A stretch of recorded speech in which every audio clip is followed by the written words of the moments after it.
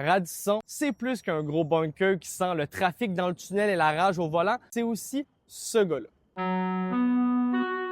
Pierre Esprit Radisson. On s'entend que c'est dans le top 3 des noms badass avec Sylvester Stallone puis le Schtroumpf fort. Vers 1650, Radisson s'est établi à Trois-Rivières.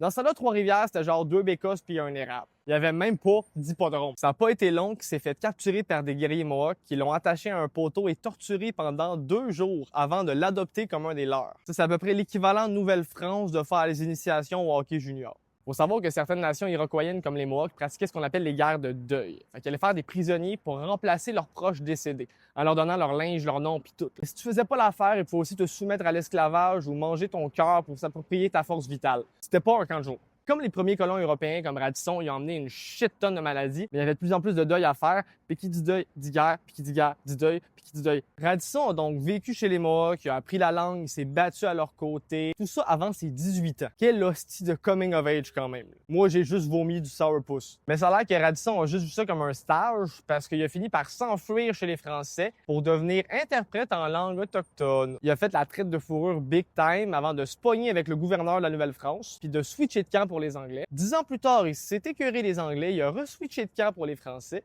10 ans plus tard, pour une affaire de taxes, il s'est écœuré des Français, puis il est retourné dealer des fourrures avec les Anglais. Il prêtait pas allégeance à la patrie, là. Il était repêché par des équipes. Business is business, I guess. C'est vrai que le résultat reste le même. Les castors, ils meurent. Écris-moi dans les commentaires, ça devrait être quoi la Prochaine station.